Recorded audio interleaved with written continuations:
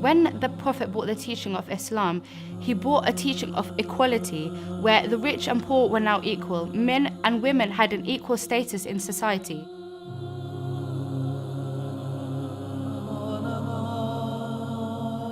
He was telling the world two things. One was how to treat daughters with respect and how to respect women in general. And also the fact that in times to come, he will be indebted to Fatima and her progeny for the propagation and survival of his divine message.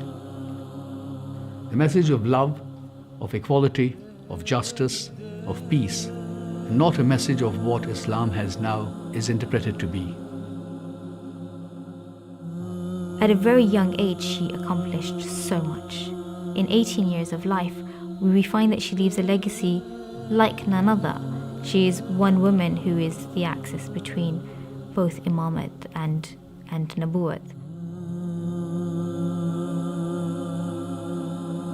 To have someone like Fatimah Zahra is a treasure. It's really something that, instead of having it only in books and words, and you should be like this, and you should aspire to be so, when you actually see a person becoming like that, it really encourages you and tells you that this is possible. It's possible to be generous like Fatima. It's possible to be wise like Fatima. It's possible to be firm in faith like Fatima.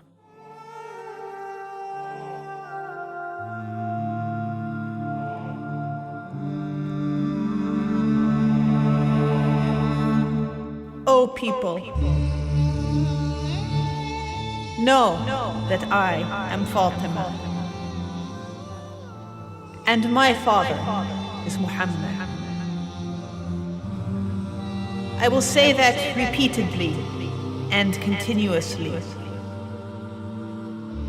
I do not say what I am saying mistakenly, nor do I do what I do aimlessly. A messenger has come to you from among yourselves. So if you know him and you know who he is, you will see that he is my father, not the father of any of your women.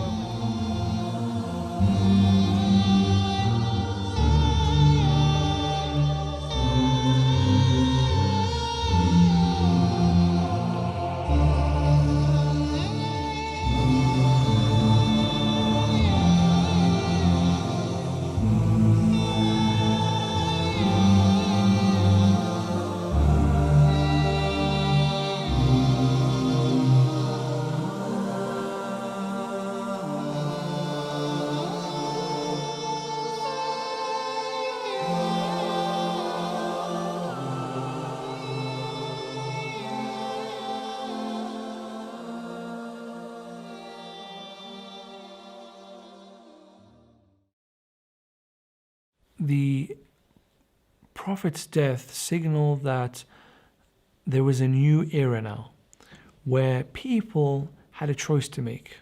Either they follow what was planned for by the Prophet, to the line of succession, having a firm faith after the Prophet, ignoring the worldly desires and acting as if the Prophet was still alive, being fearful of committing sins, being aware of lying, being aware of doing anything that the Prophet would not approve of, or to behave as all the previous nations had behaved.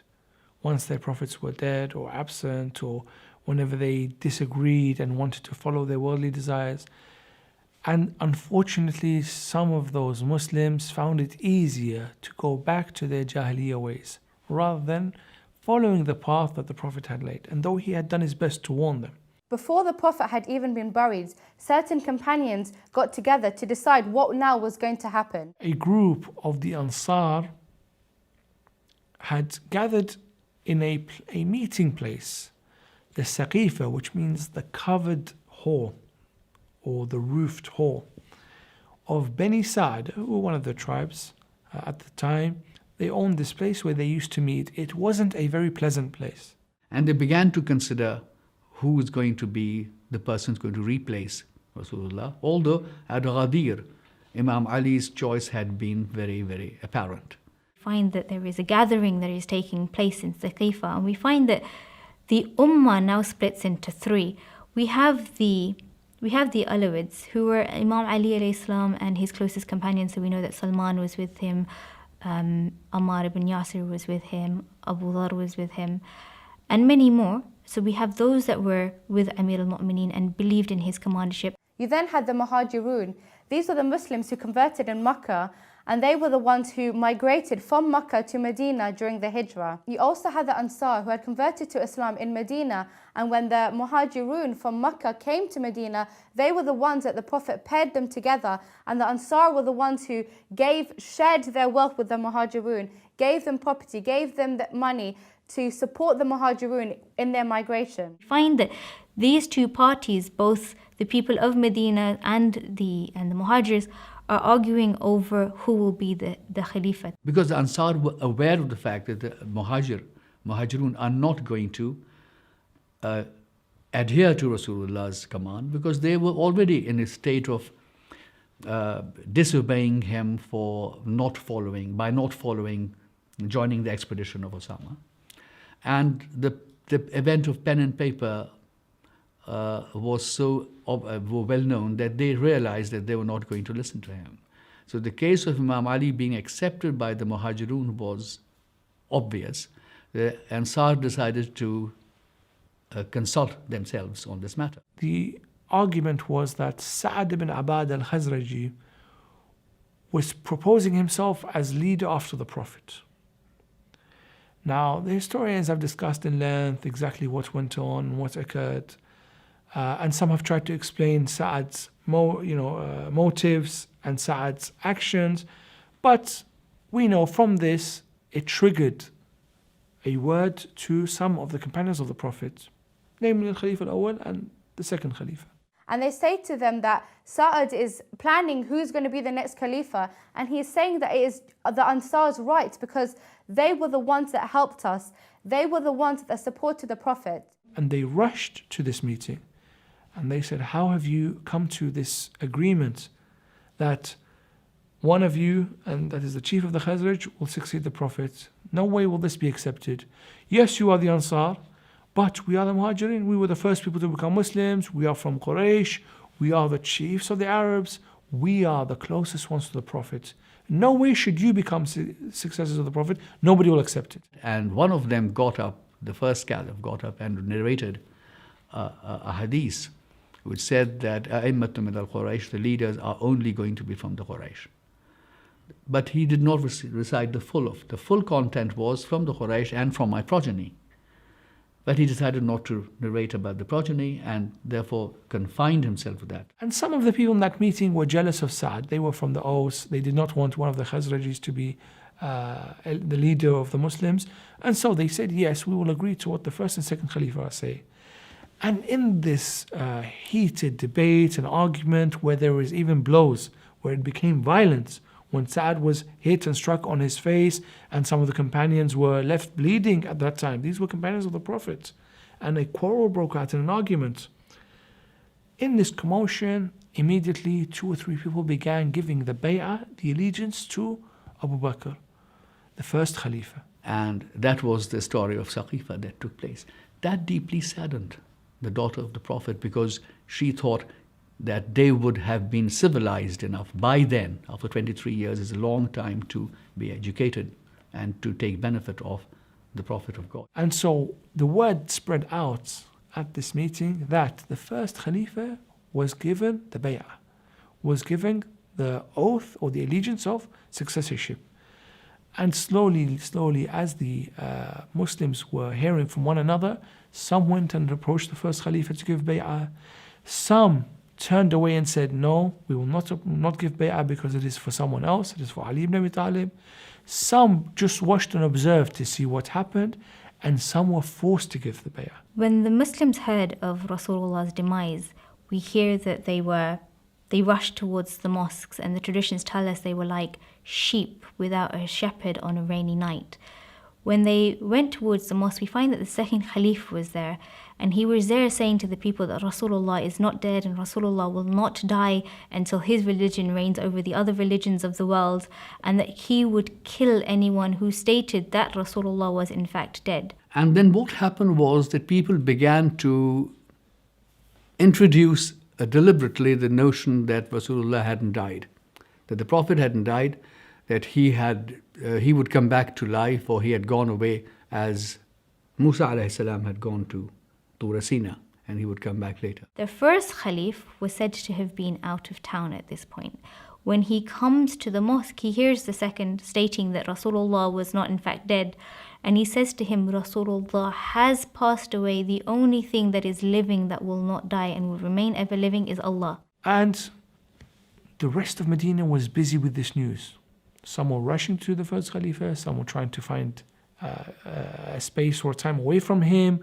Some people were disagreeing and watching what was happening. Someone went to join the Ansar to see what had happened, why their plan had failed. And Amir al-Mu'mineen was carrying out the takfeen and the ghusl of the Prophet. Imam Ali is said to have washed the body of Rasulullah, and he says that with your passing something has stopped that has never stopped with the passing of none other, that is prophethood, revelation, and the news of the heavens. When he shrouds Rasulullah and he prays upon him, he says, the calamity of your death is great both before you and after you. And so the narrations say that Fatimah Zahra became so upset that the Prophet at least had a right over the Muslims, that on the day he dies, they attend and they give their condolences to them, the Ahl Bayt. They grieve over this great Prophet, the best of mankind. And she says, oh, what a sad and terrible day, that on this day the Prophet's companions, supporters, all his friends are not around him. They've left him for the worldly affairs. And so this is the day that we can see the Muslims have truly now, some of them turn their back on the Prophet. And it is a sad beginning of affairs. When Rasulullah passed away, the first thing the new government did was, at Saqifa, they issued instructions for the land of Fadak to be usurped from Fatima Salamul Alayha. Fadak was a piece of land near Hijaz, which was a 2 or 3 day travel away from Medina. When the Prophet fought the Jews in Khaybar, there was a fear of the Jews because of the power of the Muslims. So what they did to the Prophet is they said that, please do not fight us and we will give you half of our land as a peace between us. This half of the land was in the Prophet's, part of the Prophet's property. Because it was acquired by the Prophet, as it was gifted by these people, that was not a part of the property that was disposable to the Ummah. Rasulullah used to use this land in order to feed the poor from amongst Bani Hashim, until the verse of the Quran came down that says, and give your near kin their due. It is at this point that we hear that Rasulullah calls Sayyidah Fatimah Zahra and he says to her, this is for you and your descendants. And therefore, Sayyidah Fatimah Zahra became the owner of the lands of Fadak. And whatever proceeds, whatever income came from this land to be brought to Fatima herself, the house of Fatima, the Ahl Bayt, would take a small income from this land of Fadak for their daily maintenance, for their needs, very, very small amounts. And then they would distribute the wealth to the Muslims, so that for the past 3 to 4 years, the Muslims had been benefiting, the poor Muslims had been benefiting from the income of Fadak. So its source of income was being spent on the Muslims. It wasn't for Amir al-Mu'mineen Fatima.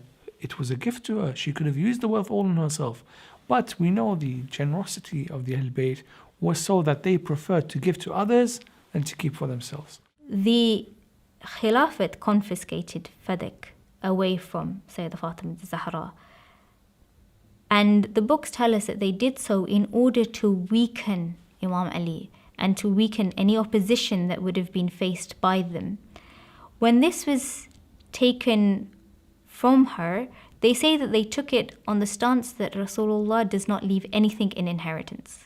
And when she came to know that her workers, her agents at Fadak had been dismissed, and they were actually beaten up and dismissed and land taken over, she prepared to confront the whole issue and meet the new government's representatives.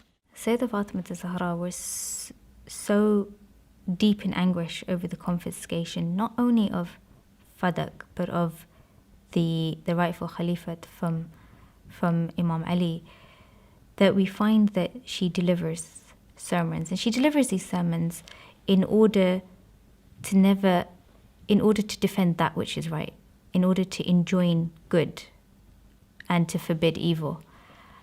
And we find that these sermons are used in order to prove that whatever justifications may be given by this illegitimate government, she laid her claims and she laid that was truthful on the table. She walked, it is narrated in history that she walks like the Prophet, and as she's going, she is very sorrowful. And the mosque of the Prophet, the first and the second Khalifa are there. They put up, and the rest of the Muhajirun, they put up a curtain between her and the men, and she gives out a moan and a cry, and she cries. And at this, she starts narrating. So when Fatima is explaining here some of the characters of Allah subhanahu wa ta'ala, it is also out of a sense of duty. It's not for purpose of being eloquent or trying to show that she's more knowledgeable than others. No, she has a religious obligation to fulfill. She needs to explain to these people who have now lost their prophet, though they have Amir al-Mu'mineen, but they have lost the Holy Prophet, exactly what Islam is about. Because the role of the successors of the prophets is to keep people on the right path and to keep them on their initial understanding of Islam and build upon it. Praise be to Allah for what He has granted us, and thanks be to Him. I bear witness that there is no God but Allah, who is one without partner. He can never be seen with the eyes or described by the tongue. He brought everything into being without anything existing before. But Allah subhanahu wa ta'ala was able to make something, not from nothing. Fatima Zahra was very careful in what she said, not from nothing, but He was able to create something without relying on something that already existed. And this is a very fine point. Not everyone is able to grasp this concept of creation. If we were to think deeply about this, how is it that Allah originated things? How is it that He made us? What was the first step? But Fatima is able to, in just a few words, make a very, very rich and deep understanding of Tawheed for us, very clearly. I bear witness that my father Muhammad is His servant and messenger. Allah sent him as a prophet to perfect His command, to establish His rule, and to implement the decrees. And so, the Prophet found the peoples divided into sects. And so Allah brought light to their darkness through my father Muhammad. May the peace and blessings of Allah be upon him. Allah then called him back to Himself with love and mercy, and wishing him to return. And so the Prophet, Fatima Zahra was sent as a guide for the people, so that there would be no excuse anymore. People cannot say we misunderstood the previous religions. The Holy Prophet is sent to perfect religion for you, to explain to you exactly what the best religion and best practice is. And this is significant because Fatima is leading into a sensitive topic about the succession to the Prophet. So she's saying the Prophet has come with very, very clear orders and a very, very clear vision. You are the slaves of Allah. You are at His command and prohibition. You are the bearers of His religion and revelation. He has established a covenant with you and left an heir among you, the speaking book of Allah, the truthful Quran, the shining and radiant light. So two things have been left for you. This book of Allah and us who are the speaking Quran. The Quran that talks to you, the Quran that informs you, us the Ahlul Bayt. And these two, when you combine them, when you use both of them, you get true Islam. So Allah has made faith a means of purification from associating parts. He has made prayers a means of keeping charity, a way of purifying the soul, fasting, a way of instilling, Hajj, a way of building the religion, justice, a way to bring harmony between peoples, obeying us, Ahlul Bayt, a way of managing the nation, our leadership, the Imamah of Ahlul Bayt, a means of security from disunity, jihad to strengthen Islam, patience and aid to attaining divine, enjoining what is good, a means of bringing about, kindness to parents, a safeguard from wrath, maintaining family ties, a way of extending your lifespan and multiplying, qisas, a way of sparing, fulfilling vows, a way of attaining His forgiveness, giving people their full due in weights and measures, forbidding wine, a way of keeping people above shamefulness, avoiding slander, a veil from being abandoning theft, a means of attaining integrity, and Allah has prohibited polytheism so that people may worship Him sincerely. Fear Allah as He should be feared. Then she explains the secrets of worship. So after beginning with some of the beliefs, now she's getting into some of the practices. And she's used this khutbah again as part of her religious obligation to explain to people Islam. O people, know that I am Fatima, and my father is Muhammad. I will say that repeatedly and continuously. I do not say what I am saying mistakenly, nor do I do what I do. You will see that he is my father, not the father of any of your women. And he is the brother of my cousin, not the brother of any of your. And what an excellent assistant he was. He spread the message, came out openly with the warning, and inclined away from the path of the polytheists. She says, "O people, know that I am Fatima. Understand me. Learn more about my life. Know that I am standing here and giving you a speech. You should understand my position." And I think that's quite powerful, that Fatima was able to say those in a few words and suddenly get people to think, okay, so she's going to say something really important here. Fatima Zahra has words for us that maybe for generations to come will have meanings. Before Islam, you were on the edge of a pit of fire. You were like a drink of water that a thirsty person goes after, the opportunity that an opportunist chases, the firebrand of someone passing by in haste, something for feet to step on. And yet Allah the Exalted rescued you through my father Muhammad, after much ado, after he was confronted by towering men, the Arab beasts. But don't forget, now you're in a position, some of you in a position of authority, some of you now have soldiers, or some of you now lead a government or whatever.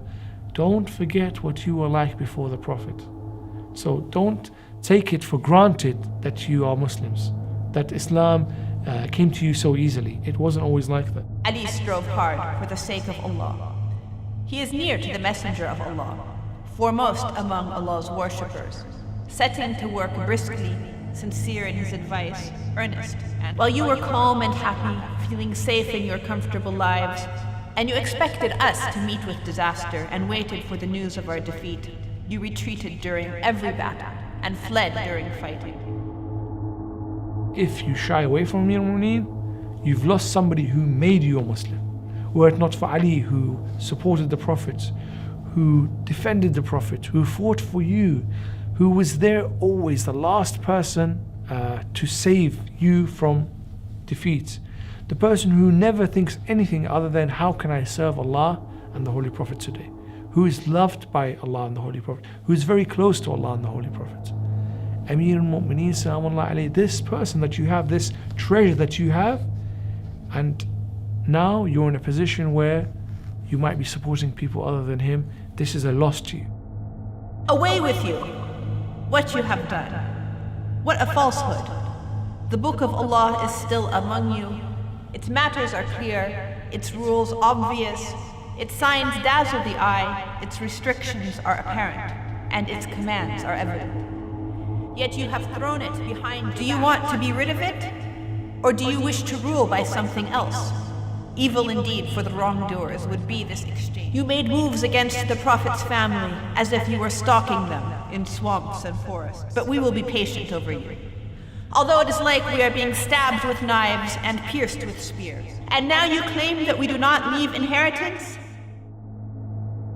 At this point in the speech, Fatimah Zahra comes to the most important part, where she is telling them what exactly is occurring. That her right, her inheritance is being taken away. She's being oppressed.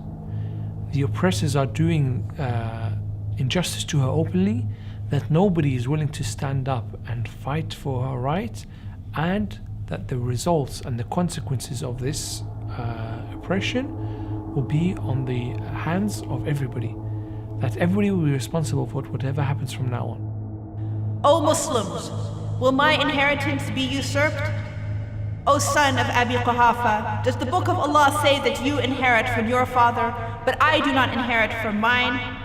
You have come up with something that has no precedent, Are you intentionally abandoning the book of Allah and casting it behind? Have you not read where Allah says, وَوَرِثَ سُلَيْمَانُ دَاوُودَ, and Sulaiman inherited from David? Or when it tells the story of Zachariah and says, and grant me someone from yourself, someone to inherit after me, and to inherit after the descendants of Yaqub. Or when it says that blood relatives have prior rights upon each other in the book of Allah.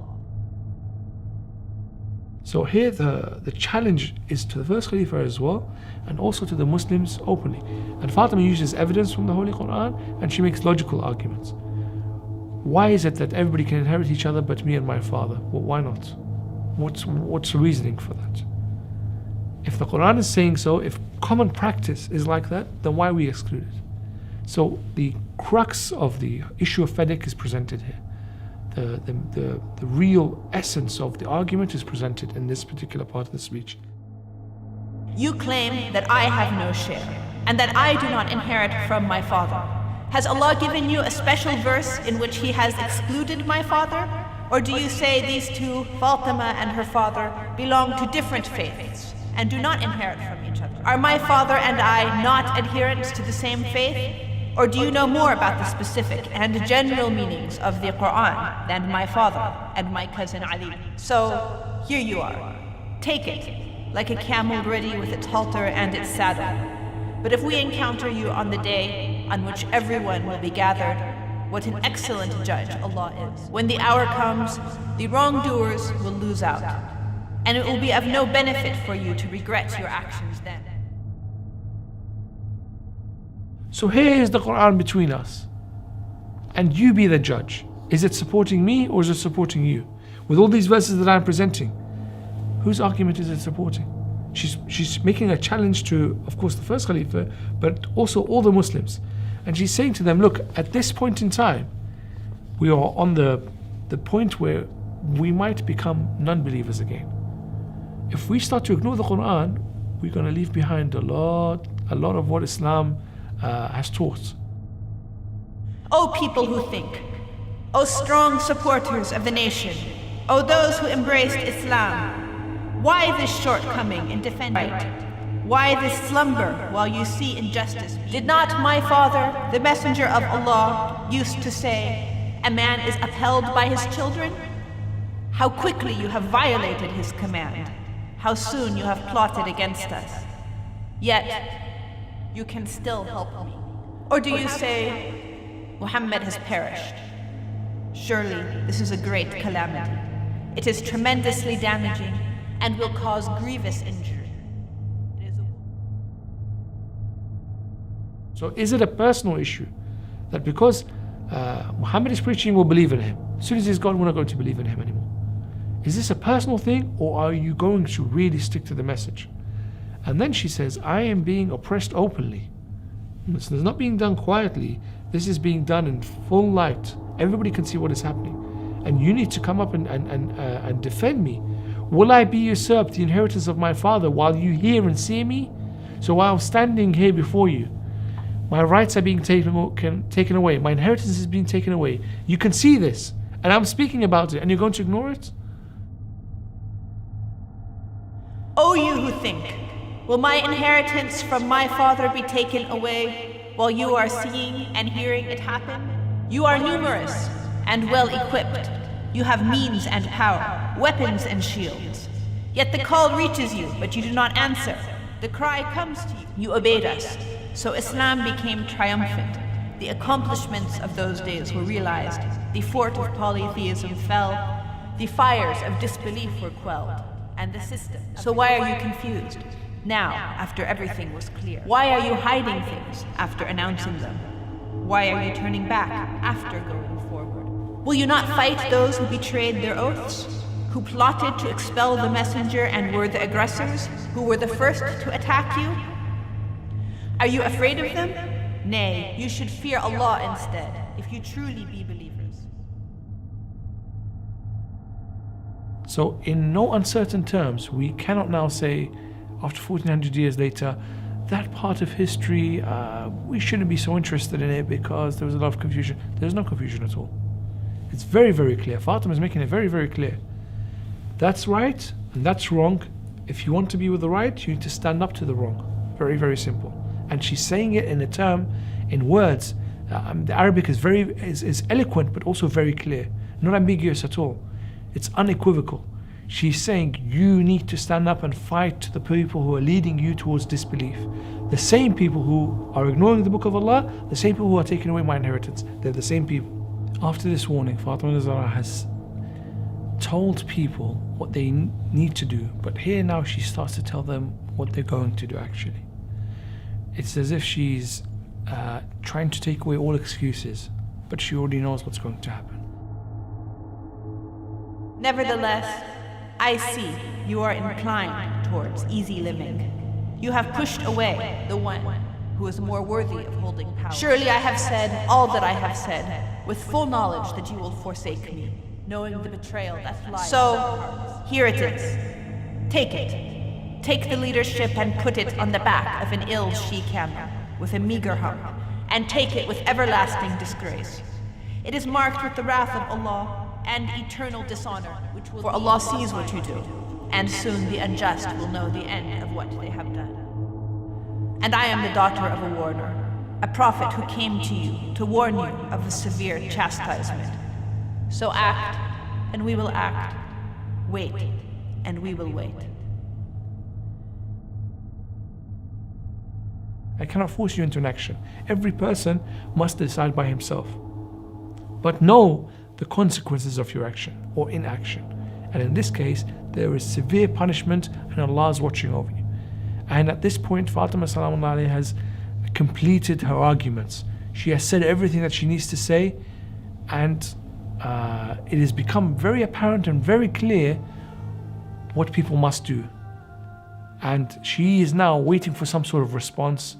And unfortunately, we see that the response isn't the one that she hopes for.